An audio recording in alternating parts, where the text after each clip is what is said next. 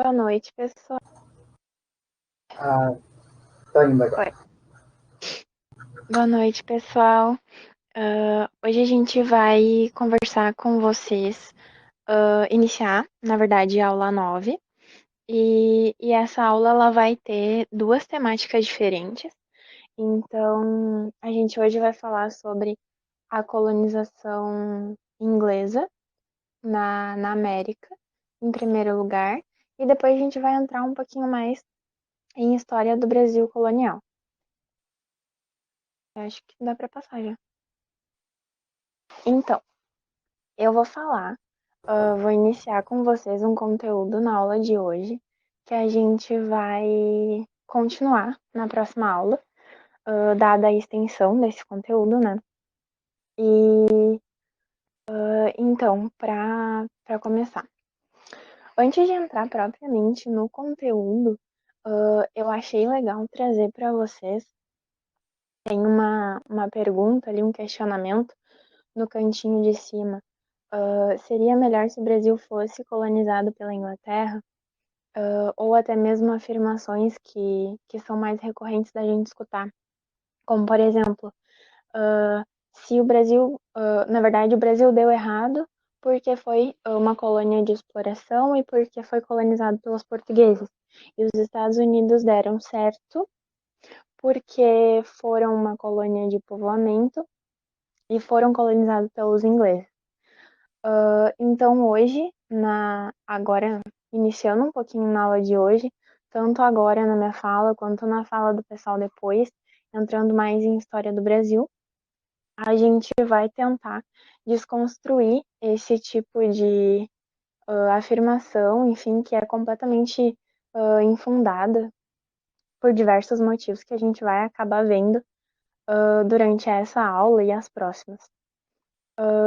Então, eu acho que além disso, só antes de começar, quando eu estava preparando esse material para trazer hoje, eu estava pensando justamente nessas afirmações, né, que se fazem por exemplo,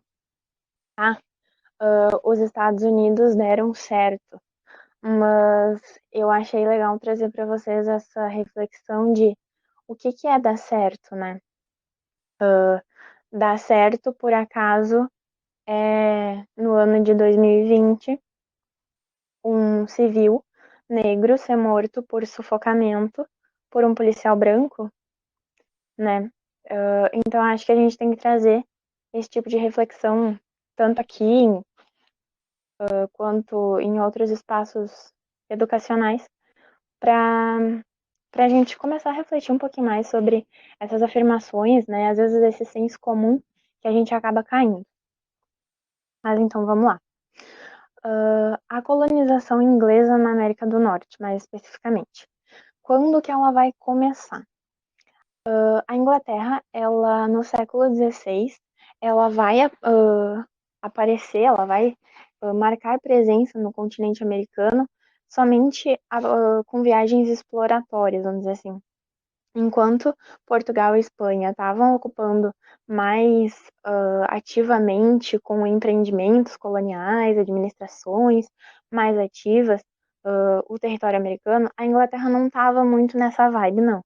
Eles estavam passando por problemas internos, políticos muito fortes, como a gente vai ver depois ali na organização das 13 colônias, vai ter a instalação de uma república que vai acabar gerando o fortalecimento da burguesia, que depois vai restabelecer uma monarquia.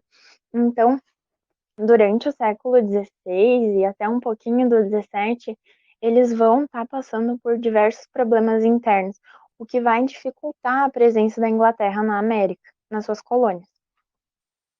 Então, isso no século XVI. Aí chegando no século XVII, eles iniciam essa colonização mais ativa no território americano. Então, eles começam a ocupar mais formalmente, enfim, mais ativamente esse território. E quem vem para cá, enfim, que sociedade vai ser essa que vai se formar inicialmente aqui? Eu coloquei ali para vocês camponeses sem terra, protestantes, degredados. Então, camponeses sem terra, para explicar um pouquinho de cada um. Eram pessoas que na Inglaterra foram seduzidas, dá para se dizer, pelo discurso das companhias de comércio que foram criadas pelos ingleses. Essas companhias prometiam terras, uma nova chance, enfim, na América eles teriam uma nova vida.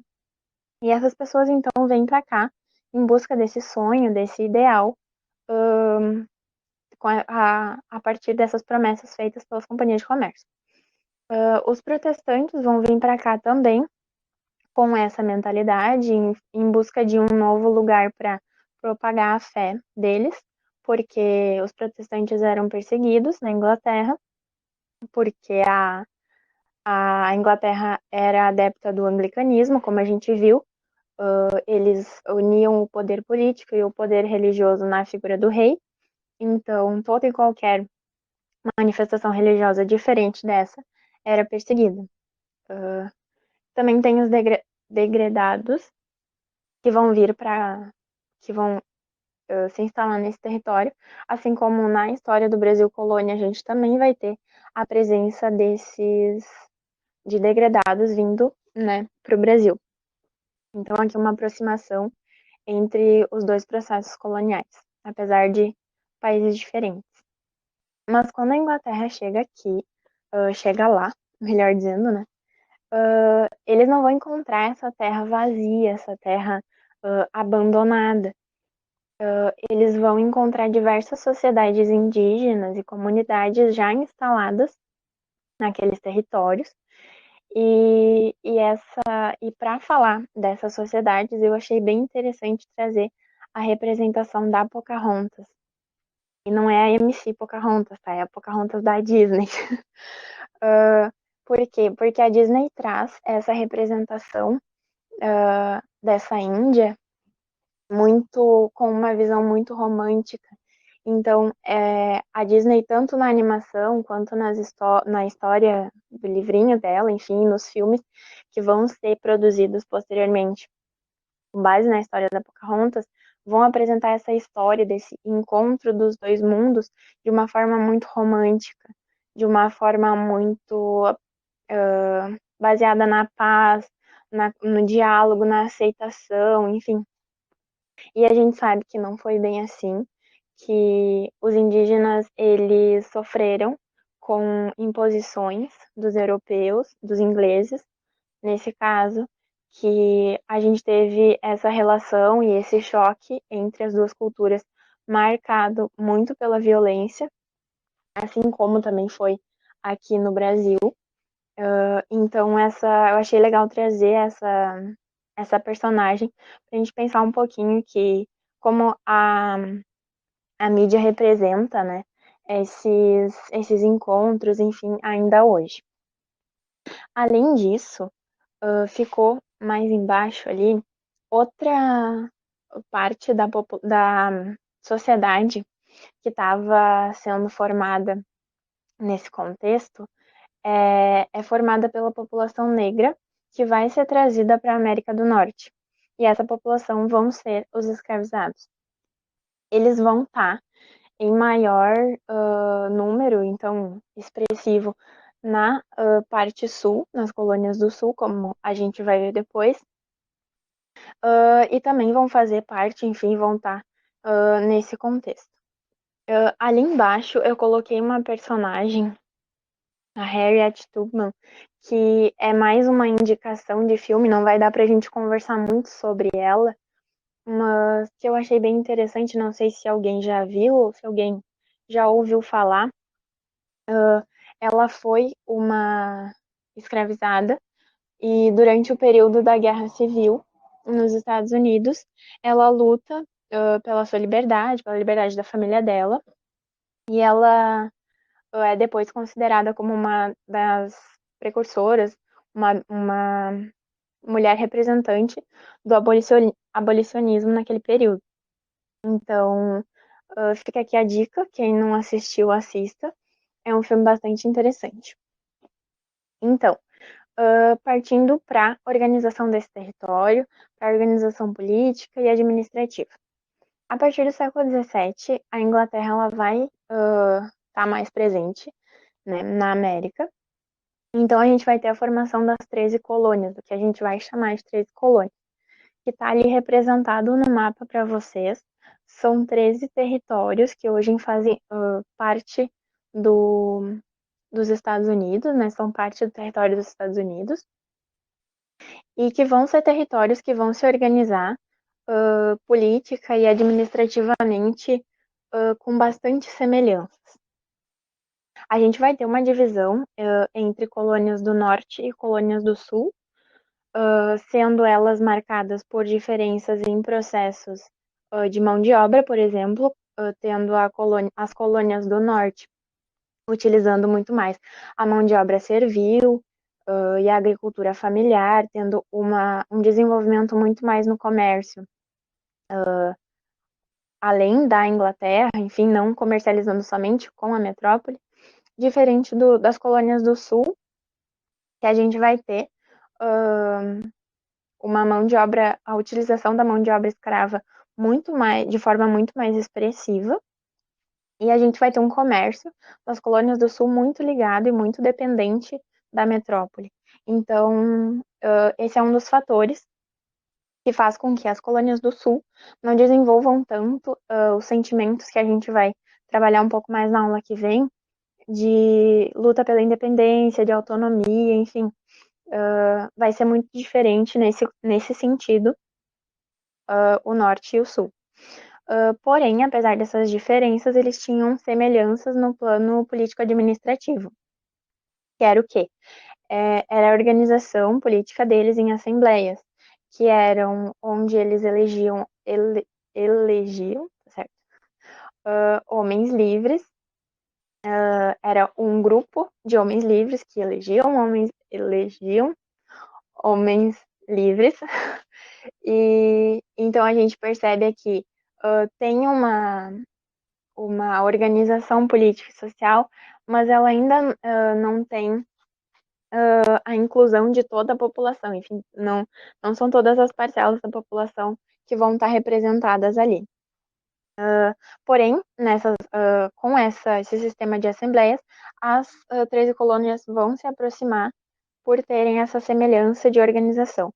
E a partir disso, eles também vão desenvolver aos pouquinhos sentimentos de autogoverno. Quer dizer, como a presença da Inglaterra era efetiva aqui, mas não tinha um rigor tão grande quanto eram as colônias portuguesas e espanholas, por exemplo, na América, as colônias inglesas vão ter mais facilidade de autonomia e vão aos pouquinhos fomentando esse sentimento de autonomia, enfim, de busca pela liberdade, como a gente vai ver semana que vem estudando mais esses processos de rupturas. Aí nas colônias do norte, como eu comentei antes com vocês, a gente vai ter um destaque muito grande para o comércio. Essas colônias elas vão produzir, as do norte vão produzir até um certo ponto em que vai começar a ter excedentes, elas vão começar a comercializar com outros países e outros locais que não somente a metrópole inglesa. E aí a gente vai ter a criação de um comércio concorrente com o da metrópole, o que vai incomodar muito a elite, enfim, da metrópole e a elite colonial, porque vendo isso, a Inglaterra vai começar a impor várias medidas para conter esse comércio e esse avanço de desenvolvimento comercial na colônia. Então, essas regiões, eles vão começar. Vocês estão vendo ali no mapa que as ocupações são na região costeira e basicamente ficam todas no litoral.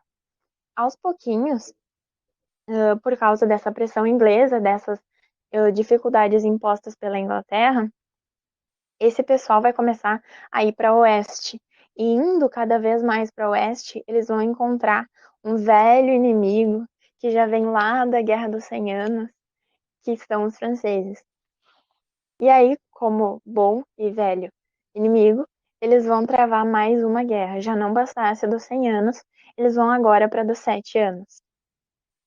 A Guerra dos 7 anos, então, ela vai se desenvolver a partir da disputa por territórios, enfim, e pela disputa mais especificamente do controle do território do Vale do Ohio. Não sei se eu falei certo. Mas disputando o controle desse território, os ingleses e franceses vão então fazer parte dessa guerra, em que a Inglaterra vai sair vencedora, mas vai ser uma vitória que a gente vai ver semana que vem, que não vai ter muito o que ser comemorado, principalmente para a elite colonial, principalmente para as 13 colônias. Então, semana que vem a gente continua um pouco mais nesse processo da colonização inglesa, para estudar um pouco mais os processos de ruptura de todo essa colonização. E eu espero que tenha brevemente, com essa explicação muito breve, tenha dado um pouco de suporte para vocês aos pouquinhos irem pensando sobre as questões que eu trouxe lá no início, de e se fosse assim, e se fosse de outro jeito. E antes de passar a palavra para o pessoal, para a gente continuar nesse processo de construção de reflexões já na história do Brasil, eu achei legal, hoje de tarde eu tive uma aula, e era justamente sobre história da América. Eu achei legal que o meu professor trouxe uma, uma fala sobre o e se, né, na história. Alguém perguntou para ele alguma coisa sobre, professor, e se tivesse sido de tal jeito? A gente seria de tal jeito hoje, ou outra coisa teria acontecido? E eu acho que esse contexto se aplica muito aqui, porque, principalmente nesse conteúdo, e se a gente tivesse sido colonizado pelos ingleses, será que a gente estaria bem hoje? Ou será que a gente estaria de outro modo, enfim? E ele trouxe a reflexão de que na história a gente não vai trabalhar com o e se, com com essas modificações do passado e criações de futuros, possíveis futuros. Então, porque a gente não tem certeza de poder dizer se tivesse sido colonizado, se a gente tivesse sido colonizado pelos ingleses, a gente estaria diferente hoje, se as coisas seriam diferentes, seriam iguais, a gente não sabe. Então, a gente não tem como saber. Então, achei essa fala dele muito legal e quis trazer aqui também. Mas é isso, encerro a minha parte aqui. Eu já falei até demais. Vou passar agora para o pessoal para eles continuarem com vocês, falando de colonização também, mas falando agora no contexto do Brasil.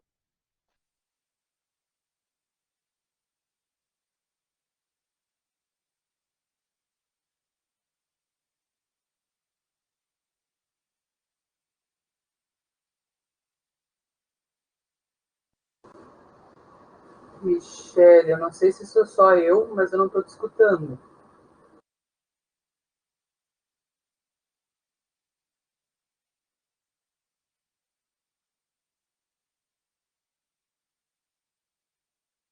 Eu também não escuto.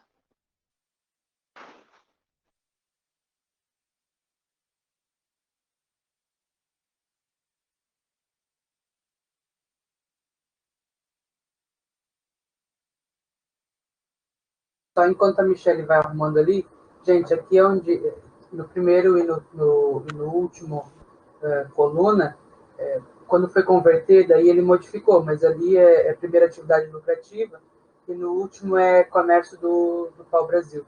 Só que daí dá para ver bem pequenininho, não sei por que ele modificou. Agora, melhorou?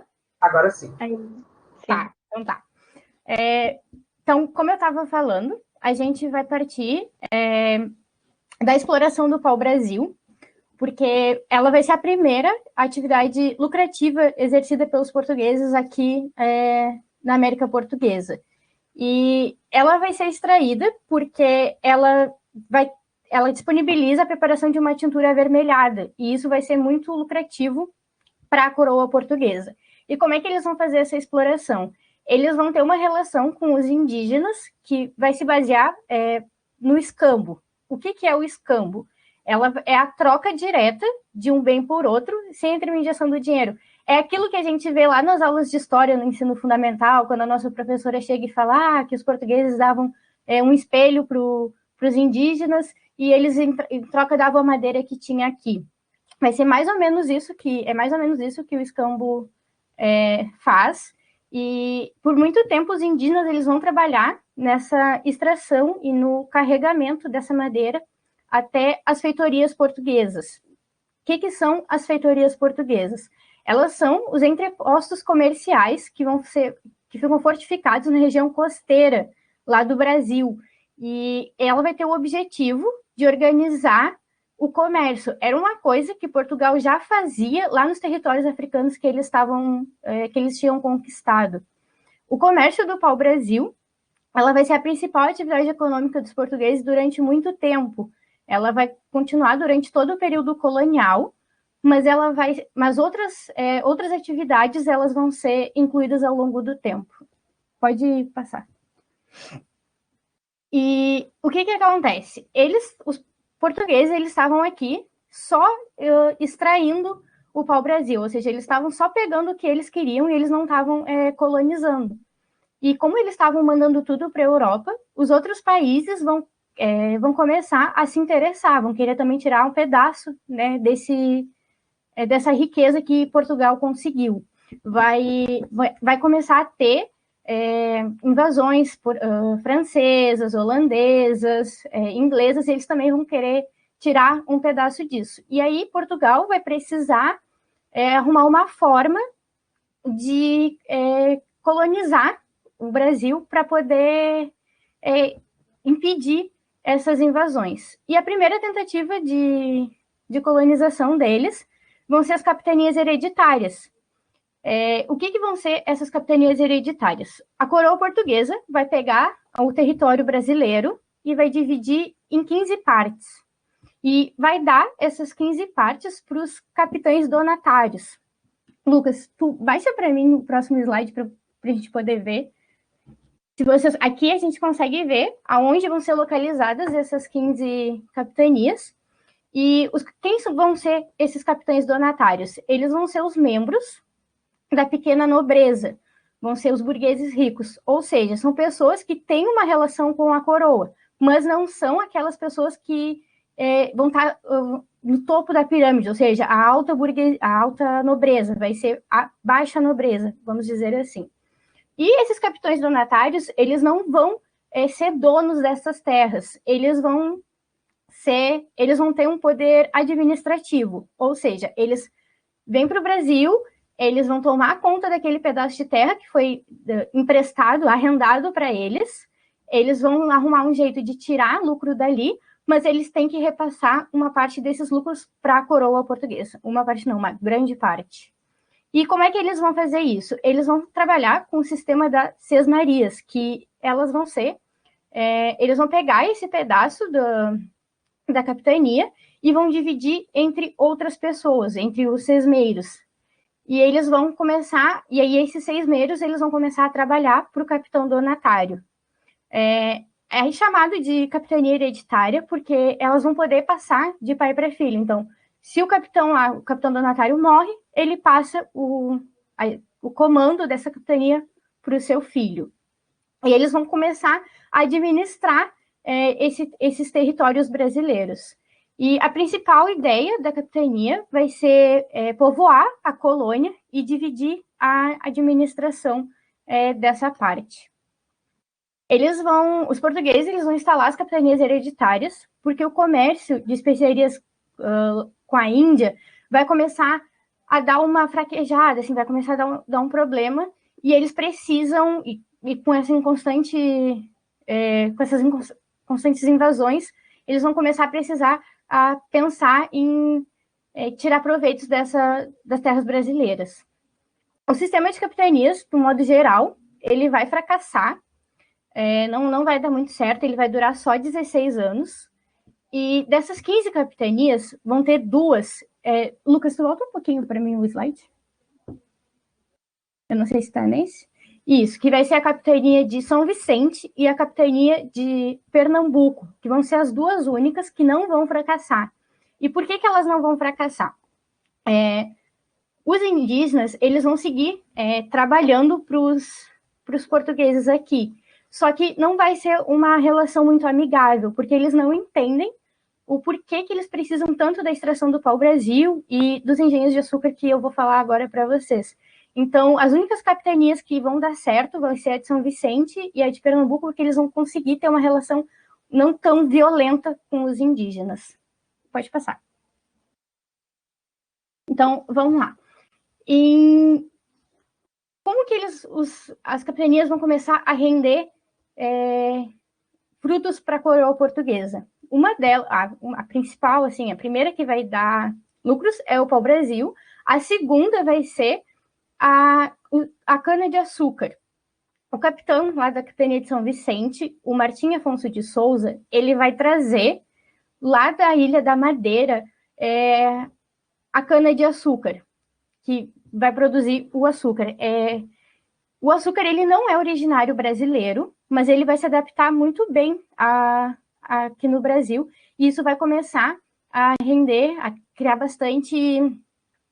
vai ter bastante campos para cultivar a cana-de-açúcar.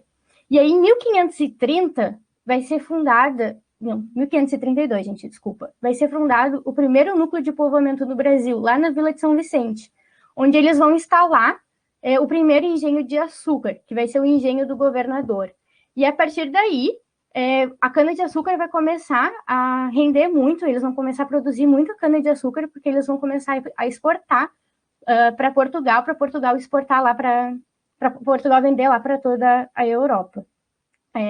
No início da colonização, lá com as capitanias, essa vai ser a principal fonte de renda, vai ser a agricultura.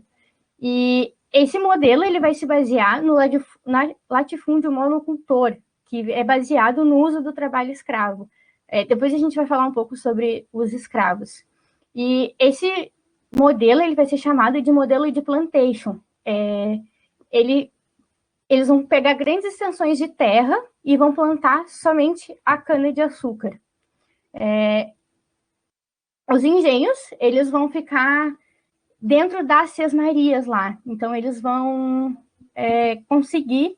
Vai ser os sesmeiros que vão trabalhar nessa parte, mas claro que todo o lucro vai para a coroa portuguesa. O açúcar, ele vai começar a render muito lucro, e isso vai começar a fazer com que os senhores, os capitães donatários, eles se tornem uma elite aqui no Brasil. Mas eles serem uma elite não quer dizer que eles vão entrar para a nobreza, para a alta nobreza lá em Portugal. Então, isso vai ser somente aqui no Brasil. E aí, o Brasil, durante muito tempo, vai acumular muita riqueza com a exportação da cana-de-açúcar, só que eles vão ter uma invasão, que vai ser pela Holanda. A Holanda vai invadir e vai pegar aquela área que hoje é Pernambuco, e lá vai ter os principais engenhos de açúcar. E isso vai fazer com que o mercado para Portugal do açúcar comece a cair, porque a Holanda vai estar dominando aquela parte, e eles vão começar, o comércio deles vai começar a enfraquecer. E aí depois ele vai se extinguir totalmente. Essa produção do açúcar, ela vai durar durante boa parte da colonização, mas assim, ela vai enfraquecer muito, ela vai enfraquecer a ponto do Brasil não ser o principal exportador. Lá na Europa vai ter outros exportadores que vão ultrapassar o Brasil.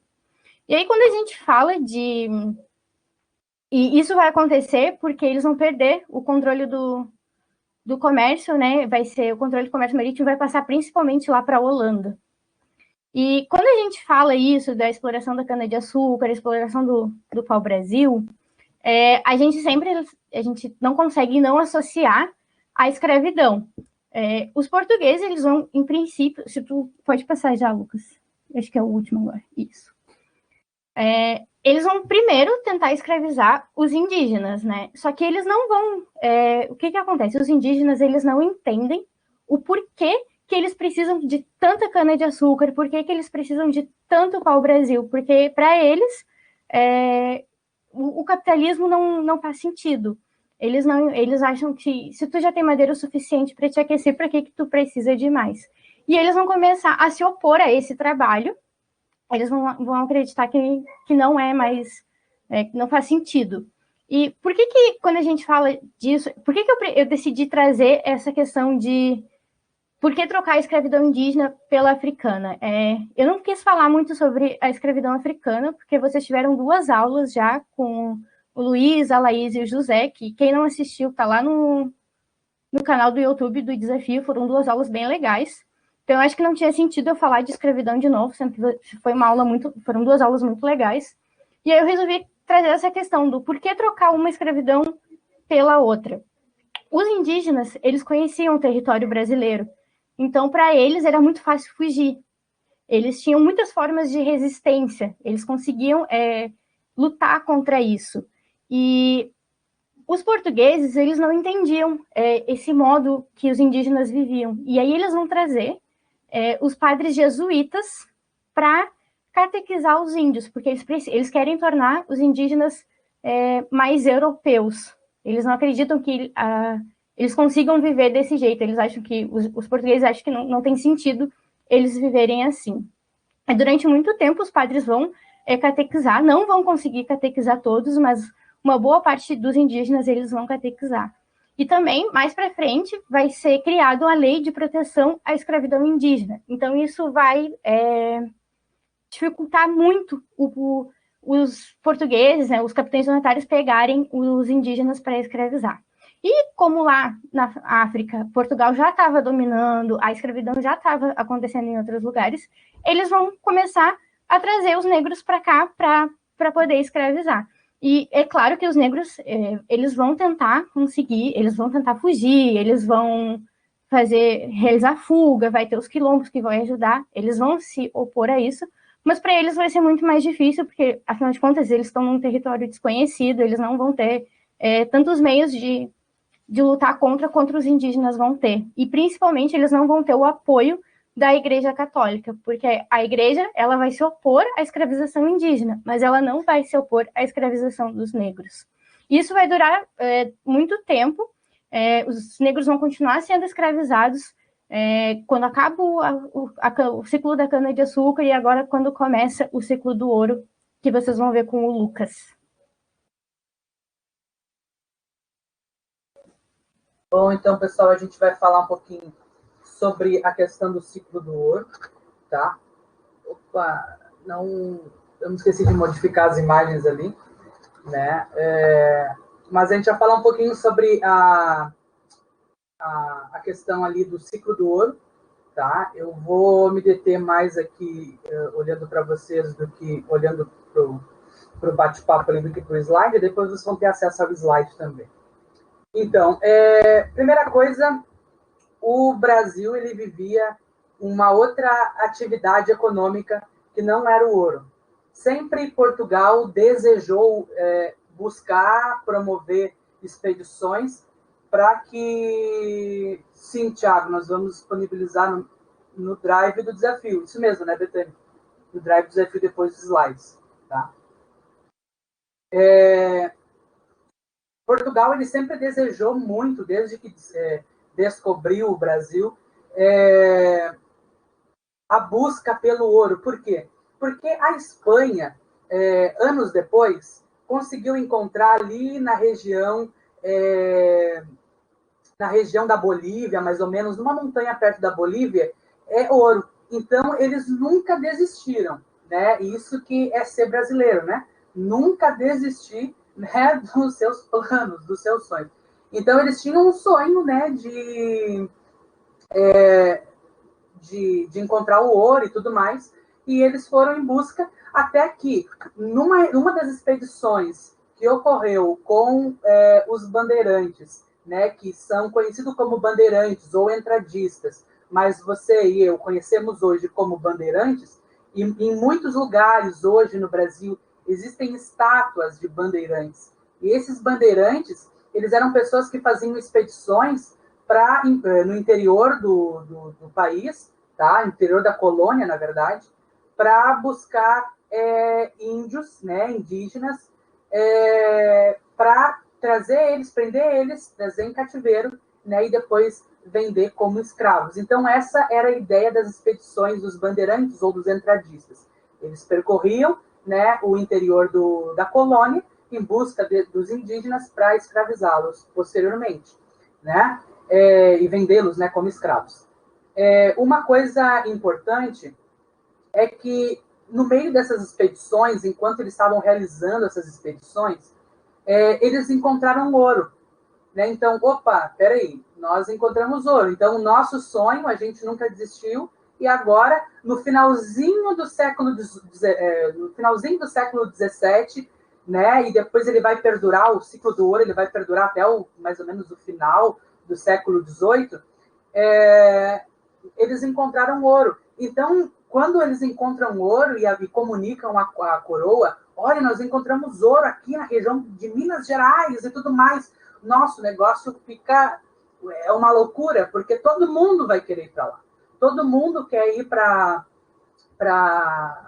essa região onde tem ouro, porque todo mundo quer explorar esse local, todo mundo quer fazer com que buscar esse ouro que está perdido por aí, né? Então, vai se descobrir esse ouro aí, então a coroa ela vai se preocupar, né, no controle dessa atividade de mineração do ouro, né? E isso vai ser muito mais rigoroso do que na época da economia açucareira que a Michelle acabou de comentar para a gente, né? Vai ser muito mais rigoroso. Vocês vão ver que a questão de impostos, ela não é algo nova, não é tipo o governo X ele foi lá e criou tantos impostos, né?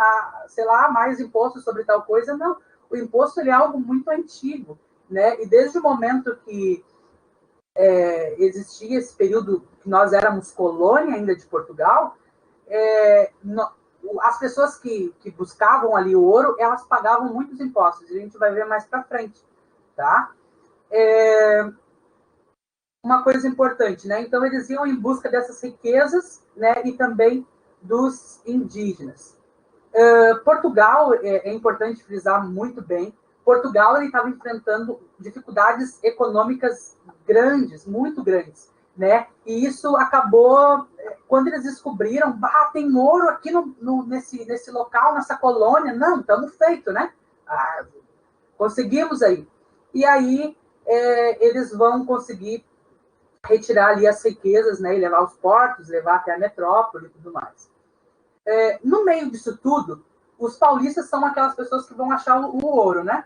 E aí eles vão começar a brigar com outro grupo de colonos, né? Outro grupo. Os paulistas vão começar a brigar com outros grupos. E aí vai se originar uma guerra que nós conhecemos, mas muitas vezes nós sabemos só o nome, que é a Guerra dos Emboabas. A Guerra dos Emboabas ela vai começar em 1707 e ela vai terminar somente em 1709, tá?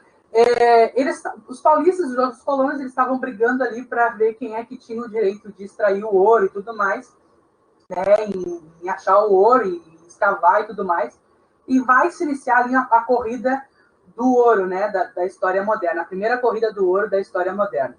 Só que nesse período que as pessoas estavam correndo em busca do ouro, muitos saíram de Portugal, vieram para a colônia, né, saíram da metrópole, vieram para a colônia em busca desse ouro.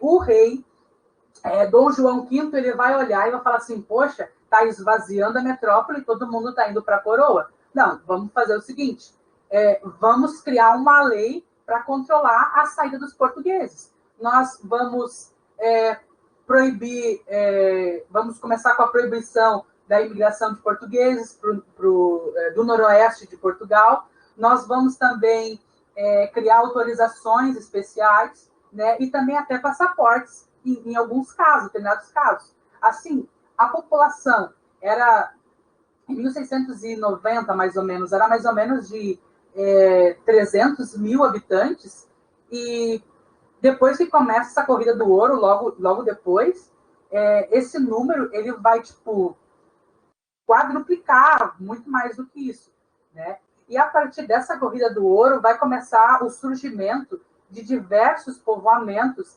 nas regiões das minas, Então, Minas Gerais ele vai começar a receber muitas pessoas e vai começar a fazer povoamentos, né?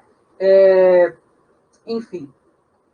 Uma coisa importante também nesse período do ciclo do ouro é que a coroa ela vai criar, né, uma instituição principal para esse momento, que vai ser a Intendência das Minas. Essa Intendência das Minas, essa instituição, ela tinha como função tributar e fiscalizar. E quando havia, então, a descoberta do ouro, né, em uma determinada região ali, digamos que a região vamos trazer para os nossos dias e para a nossa realidade, digamos que a região do Areal ali foi descoberto que tem ouro ali. Então, a Intendência das Minas, ela mandava uma galera para lá, mapeava o local do Areal ali, pô, aqui tem ouro e tudo mais, né, para ver se supostamente, os locais onde supostamente, né, teriam esse ouro, e o local ele era dividido em lotes, né? Digamos que a gente pegasse o Areal e dividisse ele como ele é dividido hoje, né? Em Bom Jesus, em Obelisco, né? Em outros bairros ali que eu não lembro o nome.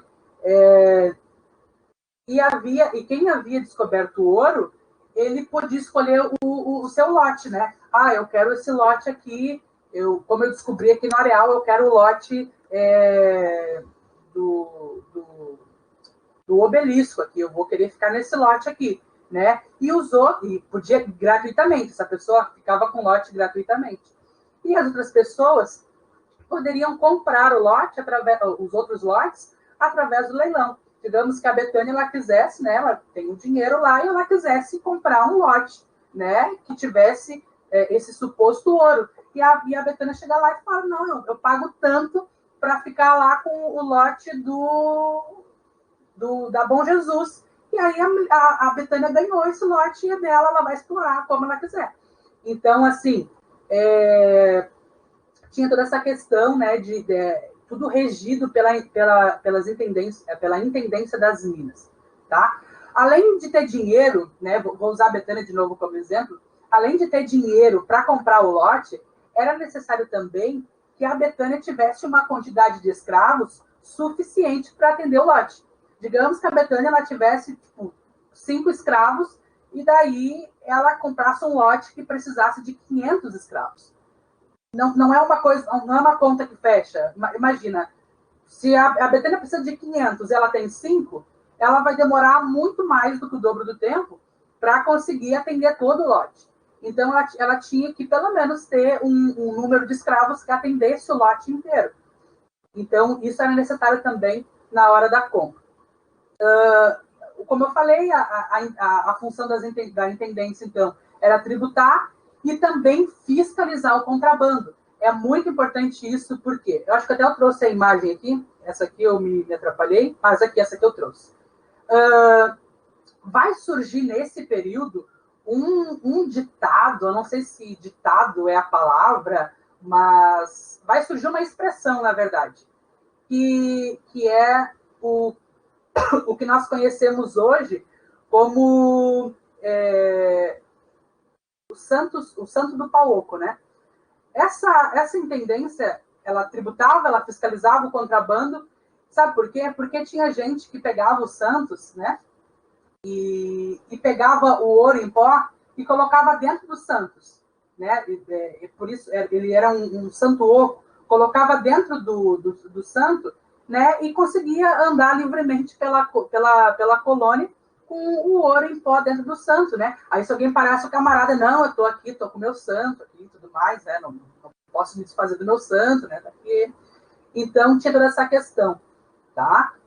Então, é daí que surge, né, o santo do pau oco. Se alguém chegar a falar para você assim, não, você quer santo do pau oco? Fala assim, eu sei a história, eu sei como começou esse negócio, né? Você já vai estar com um passo à frente da pessoa, tá? Outra coisa importante de se entender é que durante o ciclo do ouro, e veja que o ciclo do ouro ele acaba modificando muita coisa dentro da colônia. E ele também modifica o eixo econômico, né? O eixo político-econômico. A exploração do ouro do Brasil ela vai ter essa grande importância, porque ela vai deslocar esse eixo da colônia, vai para a região sul-sudeste, né, ali na parte das minas de Minas Gerais. E aí também vai se modificar a capital. A capital, como a Michele falou, no período que ela estava comentando ali, a capital era o quê? Salvador. A partir desse momento, a capital ela se modifica e ela vai para onde? Para o Rio de Janeiro. Depois a capital ela vai para onde? Ela só vai se modificar lá em 1950. Não, isso, 1950 que ela vai para Brasília, né? Então ela se estabeleceu, né, no Rio de Janeiro, porque ali, né, sendo a capital, eles podiam olhar, né, pertinho de Minas Gerais e tudo mais, pertinho do ouro, né, pertinho da exploração. Não, tá tudo certo, né? Beleza. Né? Então, essa era a ideia deles, né? Trazer mais para perto dos seus próprios olhos, digamos assim. Então, o Rio de Janeiro passa a ser a capital. Né? O polo, ele acaba saindo do campo e ele vem para a cidade, então a cidade é muito importante nesse momento. A mineração, ela acaba estimulando a urbanização, né? Porque você vai ter muita gente vindo para esses locais de mineração, então vai se estimular muito a urbanização e vai se mudar do litoral para o interior, porque é no interior onde está o ouro, é no interior onde você vai encontrar esses metais preciosos. A Michele mostrou no mapa ali que as capitanias hereditárias, elas eram aonde? Elas eram próximas ao litoral, né? Você não tinha nada muito para o interior, mas chega essa parte da corrida do ouro, entra essa ideia dos bandeirantes, dos entradistas, eles acabam indo para o interior, encontrando ouro, daí eles falam assim, cara, o litoral não é muita coisa, nós temos que ir para onde? Para o interior? É no interior onde estão as riquezas, é no interior o local onde nós vamos conseguir desafogar um pouquinho a coroa, tá? E aí vai ter uma explosão demográfica muito, muito grande, beleza? Bom, como eu falei para vocês, a coroa ela vai estipular alguns impostos, né? Hoje nós pagamos o quê? Nós pagamos água, nós pagamos luz, né? Nós pagamos IPTU, nós pagamos mais alguns impostos, né? Nessa época eles também pagavam muitos impostos. Por exemplo, eles pagavam o imposto do quinto, que representava 20% da produção. Eles produziam uma quantidade ali e 20% era o quinto que tinha que ir para onde? Para a coroa. Né? E a coroa ela vai resolver, então, completar essa carga tributária com mais impostos. E isso vai gerar uma grande insatisfação, né, no meio da população que estava em busca desse ouro. E aí isso vai culminar depois na Inconfidência Mineira, né, que teve na exploração da metrópole, né, um dos seus principais motivos. E a partir de 1760, há uma queda, então, na arrecadação, e a coroa vai falar assim, poxa, a gente não pode perder mais esse imposto, né? A gente não pode perder a nossa arrecadação. A gente vai ter que criar o quê? Outro imposto. Nós vamos criar o quê? A derrama. A derrama era um negócio muito louco, que era uma cota, né, de aproximadamente 1.500 quilos de ouro por ano, que deveria ser atingida, era uma meta, né? Nós temos que atingir 1.500 quilos de ouro, né? Essa é a nossa meta. Caso eu não atingisse, né, eu sou um senhor lá, né, um senhor das lavras, né? Lavras eram grandes campos, né? E até eu anotei aqui o outro nome, porque é meio difícil. Faiscações. Faiscações eram pequenos campos. E lavras eram grandes campos. Né? Eu sou dono lá de uma grande lavras, né? E aí, se eu não batesse a meta, né, dos 1.500 quilos de ouro, bom, eu tinha os meus bens penhorados. Tá? Então, depois o outro imposto que eles vão ter era a captação, que era um imposto pago pelo senhor de lavras, né, por cada escravo que trabalhava em seu lote. Né? A gente comentou ali no início que, digamos que a Betânia tivesse 5 escravos. Daí ela vai pagar pelos 5 escravos dela. Né? A Michelle, se a Michelle tivesse 500 escravos, bom, Michelle, decimal, vai ter que pagar pelos 500. É o imposto que vai ter que pagar. Né? Só que, assim, tinha um outro imposto. Né? Digamos assim, que eu fosse um proprietário meio, sei lá, meio ruim nos negócios, não conseguisse me manter, e eu não tivesse nenhum escravo, né? E só fosse só eu trabalhando lá no meu lote. Bom, a coroa, ela pensou nesse camarada também. Ela falou assim, não, tu também tem que pagar o imposto. Como assim tu vai explorar nosso ouro e não vai pagar imposto nenhum? Tu vai pagar o imposto por cabeça. Mas como tu não tem ninguém, tu vai pagar o imposto pela tua cabeça. Então, tu vai ter que pagar o imposto também. Ninguém escapa, ninguém escapava, né? Ninguém escapava, não tinha como burlar, ninguém conseguia escapar nesse momento. Então, todo mundo pagava o imposto. No ano de 1720, eles vão criar a Casa de Fundição, né, que era um lugar, assim, importante também para o período. A Casa de Fundição era um lugar onde os mineradores eles podiam levar todos os dias o ouro até o local, e assim a coroa ela tinha um controle daquilo que eles estavam minerando, aquilo que eles estavam achando ali, né? Do ouro que era retirado. Esse ouro, então, ele era derretido, ele era feito barras de ouro, tá? E ele ganhava um brasão da coroa e uma numeração, né? É tipo assim, se hoje você pega uma nota de dinheiro, eu não tenho nenhum dinheiro para mostrar aqui, porque eu sou pobre, não tenho R$ 1 no bolso, né? Mas, tipo assim, até vou ver aqui, vamos confirmar. Vamos ver aqui, achei. Né? Você tem hoje aqui um brasão, né? R$ 5, né? A passagem do ônibus, uma coxinha. Você tem aqui esses R$ 5, ele tem uma identificação. Por exemplo, ele tem aqui, ó, aqui embaixo, ó, o número de série, né? Você vai saber que ele é verdadeiro porque ele tem, né? Tem essa carinha aqui que tem em todos, né? Eu acho que tem em todos, né? Então é tipo um brasão, né? Que todo mundo vai, que todos as barras de ouro elas têm que ter. Então era o brasão e o número de série. Sem o brasão e o número de série, bom, nós temos que investigar esse cara porque esse cara pode estar roubando a coroa. E acontecia muito das pessoas roubarem a coroa, né?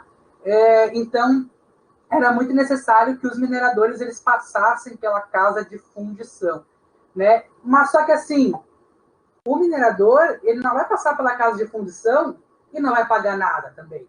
Não, como assim? Vai passar aqui, vai usar o nosso serviço, não vai pagar nada. Vai pagar uma taxinha também, uma pequena taxa, né? Tranquilo, né? Se usasse o nosso serviço, o minerador tem que pagar uma taxa extra, né? Por esse processo de fundir, de transformar o ouro em barra. É muito difícil, né? Nós precisamos de funcionários, né? A coroa, né? Nós precisamos de funcionários aí trabalhar o ouro. Não, né? Tem que pagar uma taxinha ali, tá? Então, tinha que pagar uma taxa, no minerador tinha que pagar uma taxa em relação a isso. Só que quando vai chegando no final, assim, do século XVIII, início do século XIX, a produção aurífera, que é essas minerações, elas já não tinham um peso muito grande no conjunto, né, da economia brasileira. E isso vai se desfacelando. Como a Michelle falou ali, nós tínhamos atividades econômicas com o pau-brasil, né? Ela foi se desfacelando, acabou. O pau-brasil né, foi acabando, né? Acabou essa atividade. O ciclo do ouro foi se esfarelando, digamos assim, acabou também, né? Então, o ouro, ele também tinha que acabar de uma hora ou outra, né? Ele não acabou, mas acabou essa atividade. E aí, o país, a coroa, né? A colônia, digamos, a colônia, ela vai encontrar um outro meio para uma outra atividade econômica para ir se mantendo, tá bem? Eu sei que já está acabando aqui o meu tempo, né? Mas eu já acabei. Não era isso só. Ia te avisar. Deixa eu ver. Alguém tem alguma pergunta? Que daí a gente pode usar esse tempinho aqui para responder. Tanto pergunta da parte de colonização ali da Betânia, como pau-brasil, açúcar, tráfico de escravos, né? Ciclo do ouro. Pode colocar ali que Se a gente souber responder, a gente vai responder. Obrigado, Gerson, você que é querido.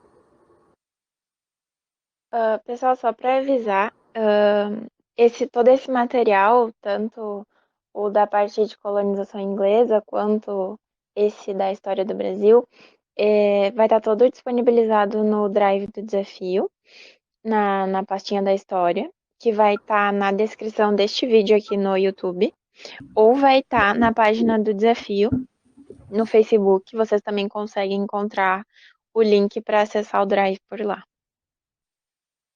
Eu só queria falar uma coisa que eu me esqueci aqui. Sabe o quinto que eu falei para vocês? Aí que vai se originar o quinto dos infernos, né? Era isso que eu queria falar, para você acabei esquecendo. Mas é daí que vai se originar. Né? Então, hoje você vai sair daqui sabendo da onde veio a expressão quinto dos infernos e da onde veio a expressão, né, santo do pau oco. Então, a aula de história, meu amigo, é muito mais do que passar no Enem. Né?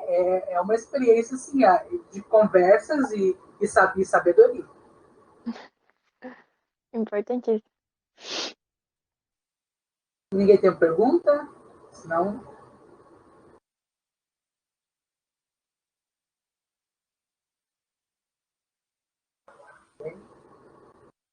Então, tá, gente. Acho que a gente vai encerrando a aula por aqui, né, Michelle? Sim. Então, se ninguém tem nada. Então, muito obrigado aí pela atenção de vocês. Né? Uma noite fria de segunda-feira, né? Se aqueçam bem, né? E é isso aí, gente. Um abração, até mais. Até mais, gente. Se vocês tiverem alguma dúvida, e vocês quiserem mandar nas próximas aulas, a gente dá um jeito de responder também. E não esqueçam que todo esse material vai lá para o Drive do Desafio. Eu acho que até final da semana que vem, se eu não me engano, essa aula vai lá para o canal do YouTube.